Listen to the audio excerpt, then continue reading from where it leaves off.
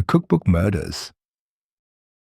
A Raven Dark Blade Mystery. Chapter 4. Just Desserts. The sun set over the Crimson City Food Festival like a soufflé falling, gradually, then all at once, leaving everyone disappointed and hungry for answers.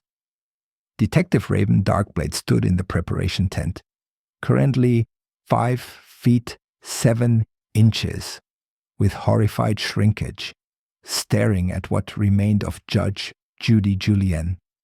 She had been julienned, literally, precisely, into strips exactly 2 millimeters wide, which someone had measured because that's the sort of detail that mattered in murder investigations, or at least in this one. This is, Dr. Stethoscope began, then stopped, then began again. This is actually impressive from a technical standpoint. Impressive? Jenny Shoutslout's voice could have julienned vegetables with volume alone. It's murder.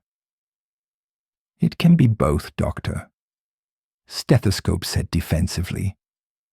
Raven circled the body, his height gradually climbing to 5 feet 10 inches, as his brain processed what his eyes were seeing. She's been sliced exactly like her name suggests. That means... Everyone leaned in, hoping Raven might accidentally stumble onto the truth.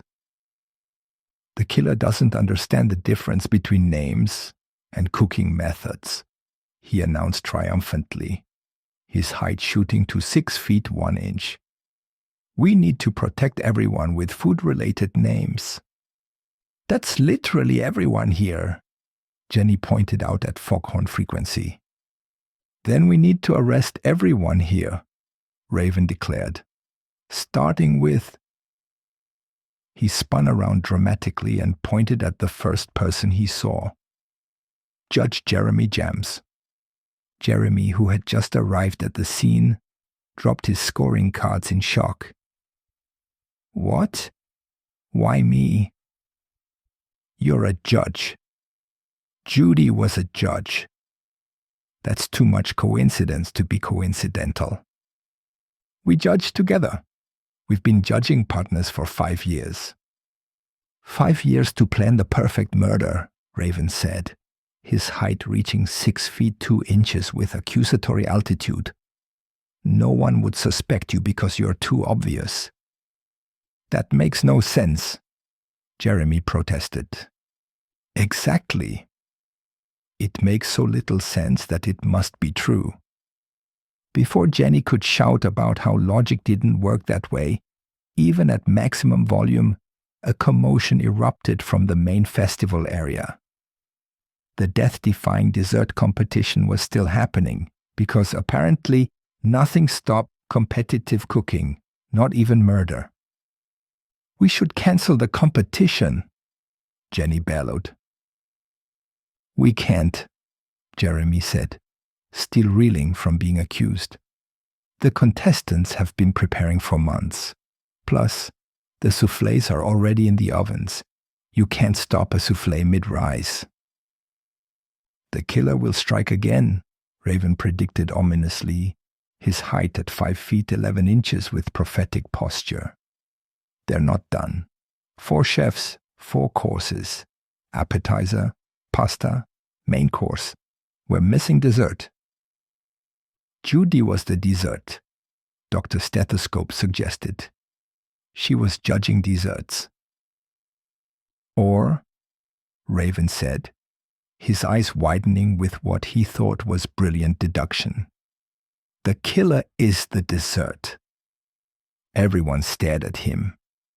Think about it, he continued, though no one wanted to. What if the desserts themselves are poisoned? What if the killer is trying to murder everyone at once through competitive baking? That's actually not the worst theory you've had, Jenny admitted at a volume that suggested surprise. The competition area was packed with chefs. each standing behind their stations like soldiers if soldiers wore aprons, and worried about sugar crystallization. The smell of baking filled the air. Vanilla, chocolate, and something that might have been lavender or might have been panic.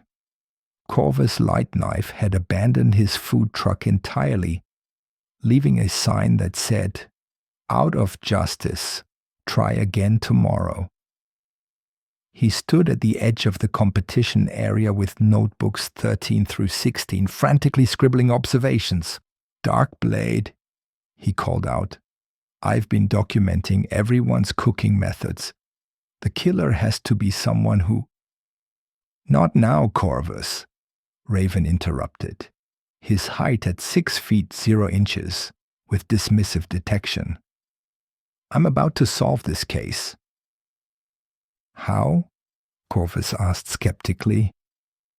"By tasting every dessert before the judges do. If they're poisoned, I'll know." "Because you'll be dead," Jenny pointed out with life-saving volume. "A risk I'm willing to take," Raven said nobly, though he hadn't actually thought about the dying part. He approached the first station, where Baker Bradley, still Baguette Bradley, still forgotten by Raven, was pulling a perfect chocolate soufflé from the oven. "I need to taste that," Raven announced. "For justice." "It needs to rest for 30 seconds, Baker protested. "If you cut into it now—" Raven plunged the spoon into the soufflé, which collapsed like his confidence should have long ago, but never did. His height dropped to 5 feet 8 inches as chocolate covered his hand.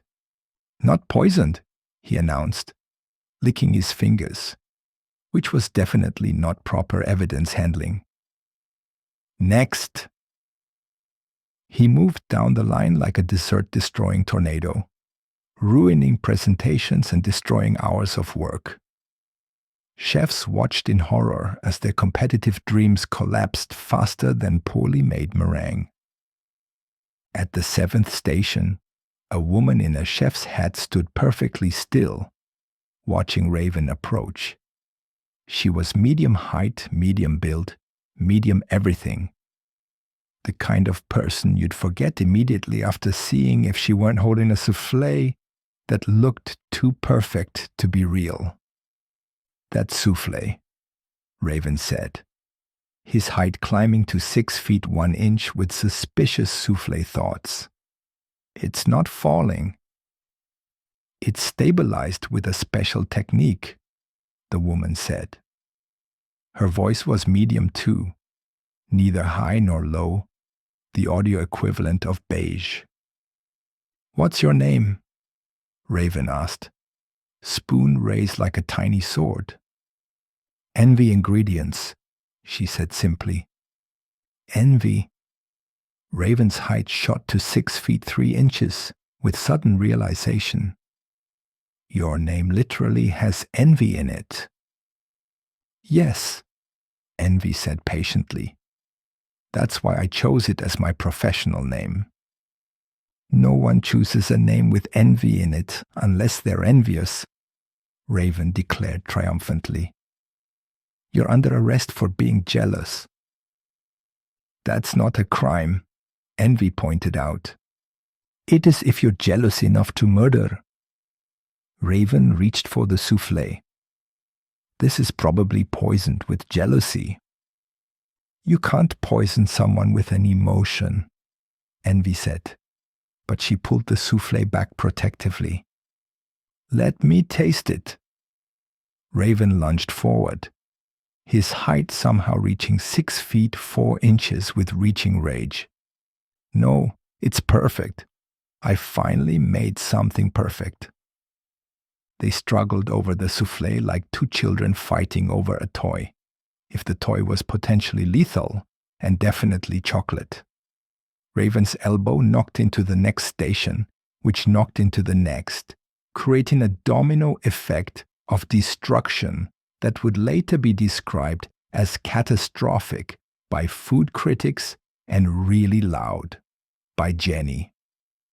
The soufflé flew through the air in a perfect arc that was ruined by its sudden meeting with the ground.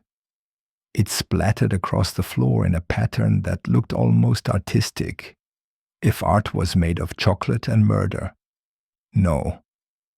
Envy fell to her knees beside the destroyed dessert. It was perfect. Temperature controlled to exactly 375 degrees for precisely 18 minutes. The same temperature and time I use for Gordon. The exact measurements I use for Patricia. 14 ounces of sauce, not 13, not 15. The 3-hour caramelization time for Bruno. Everything precise. Everything perfect. And they still won. Everyone stopped. Even Jenny's volume decreased to merely loud. "Wait," Raven said, his height dropping to 5 feet 10 inches with confused confession. "Are you confessing?" "They always won," Envy continued, apparently not hearing him. 5 years of competitions. 5 years of second place. Do you know what it's like to always be second? To be told your soufflé is good but not quite there? To have Judy Julienne say your julienne technique is almost professional? "So you julienned her?" Dr. Stethoscope asked, fascinated. "I studied their cookbooks. Every recipe, every technique. I killed them using their own methods, their own recipes. It should have been poetic." "It's murder!" Jenny shouted, back at full volume. "That too," Envy admitted, "but mostly poetic." Raven's height achieved maximum confidence at 6 feet 3 inches. "I knew it was you all along." "No, you didn't," Corvus said, consulting Notebook 17. "You accused 23 different people, including a mime." "The mime was suspicious," Raven insisted. "You also accused me," Jeremy Jams added. "And me," said Saucy Susan. "And me," added Pepper Paprika. "And that person who wasn't even at the festival," someone else contributed. "That was all part of my plan," Raven said, his height holding steady through sheer force of self-delusion. "I was making you feel safe so you'd reveal yourself." "You destroyed my soufflé by accident," Envy pointed out. "Accidentally on purpose." "That's not a thing," Jenny bellowed. But it didn't matter. Envy was already confessing to everything, apparently unable to stop now that she'd started, like a tap that had been turned on too far. "The cookbooks were all there. Every recipe I used. I even left notes. EI, Envy ingredients. But no one noticed." "I noticed," Jenny said at a volume that suggested she was lying. "I was going to stop after Judy." Envy continued. "She was the worst of them. 6 out of 10 for my death by chocolate cake. 6? It was at least an 8. "So you killed her," Raven said, trying to sound like he was leading the interrogation instead of just standing there, while Envy monologued. "With her own technique. 2mm strips, exactly as she described in her book. Do you know how hard it is to julienne a person? Very. The answer is very hard." "That's disturbing," Dr. Stethoscope said, though he sounded more impressed than disturbed. Police officers who had apparently been there the whole time moved in to arrest Envy, who didn't resist. She seemed almost relieved, like a soufflé that had finally been allowed to fall. "Wait," Raven said suddenly, his height dropping to 5 feet 9 inches with belated realization. "If you were going to poison everyone with the soufflé, why didn't you want me to taste it?" I wasn't going to poison anyone else, Envy said. That soufflé was perfect. It was going to win. Finally, I was going to win something. But it was made with murder chocolate, Raven said, confused. No, it was made with regular chocolate. Very expensive regular chocolate. Oh, Raven's height sank to 5 feet 8 inches. So I destroyed your non-murder soufflé? Yes. The one that might have actually won? Probably. Oh.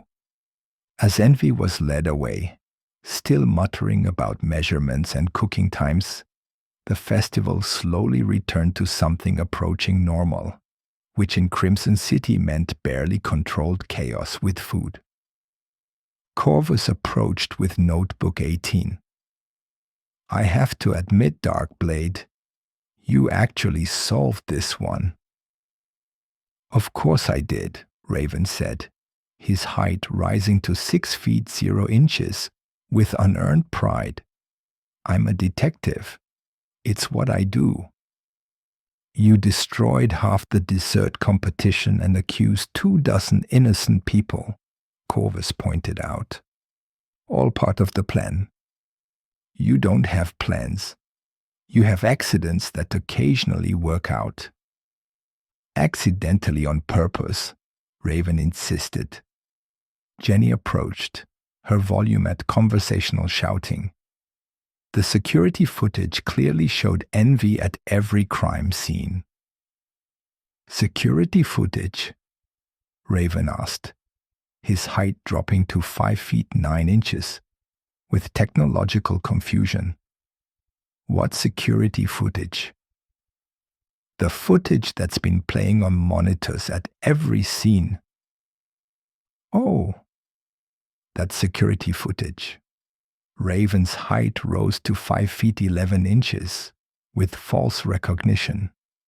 I was saving it for the end. You know, for confirmation. Sure you were. The festival continued into the night, minus several chefs, dead, 1 judge, julienned, and 1 killer, arrested. Corvus's food truck won Best in Festival for reasons that had nothing to do with justice, and everything to do with Justice fries being delicious. This is somehow your fault, Corvus told Raven, holding his trophy, which was shaped like a whisk for reasons no one understood. You're welcome, Raven replied, missing the sarcasm entirely. As the moon rose over Crimson City like a wheel of cheese that had been launched into space, slowly, impossibly, and raising more questions than it answered, Raven Darkblade stood at 5 feet 10 inches with victorious incomprehension. He'd solved another case. Sort of. Accidentally. By destroying evidence and accusing everyone except the actual killer, until she confessed out of sheer frustration. Another successful detection, he announced to no one in particular. You literally stumbled into the solution, Jenny shouted from across the festival. Stumbled with purpose, Raven corrected, pulling out what he thought was his notepad, but was actually a napkin covered in chocolate from the destroyed soufflé. He tried to write case closed, but it came out more like cake closed, which seemed appropriate somehow. In the distance, sirens wailed like kitchen timers that had been set for too long and forgotten about until everything was burning. The cookbook murders were over. Ended not with careful detection, but with chocolate and chaos, which in Crimson City was basically the same as justice. Raven celebrated by eating a sandwich he found in his coat pocket. It was 4 weeks old now, but he didn't notice. He was too busy being 6 feet 3 inches with satisfied height, convinced he'd solved the case through brilliant detective work rather than aggressive desert destruction. In other words, it was a typical case closure for Detective Raven Darkblade, who remained completely unaware that he was the worst detective who somehow always got results. The security footage played on, unwatched, clearly showing everything that had happened. But who needed evidence when you had accidentally effective incompetence? The case of the Cookbook murders was closed, though if you asked Raven how he'd solved it, you'd get a different answer every time. None of them correct, but all of them told with absolute confidence at varying heights. The end. Author's note: if you destroy someone's perfect soufflé and they confess to quadruple homicide out of frustration about the soufflé rather than guilt about the murders, this is purely coincidental. Any resemblance to actual killers who leave their initials at every crime scene, then complain nobody noticed, or detectives who eat 4-week-old pocket sandwiches while claiming victory, is completely unintentional. The author takes no responsibility for anyone who thinks emotions can be poisonous, or that destroying evidence counts as solving crimes. Remember, if you've been taking notes in 18 notebooks while serving justice fries, you might have accidentally started a successful business instead of solving crimes.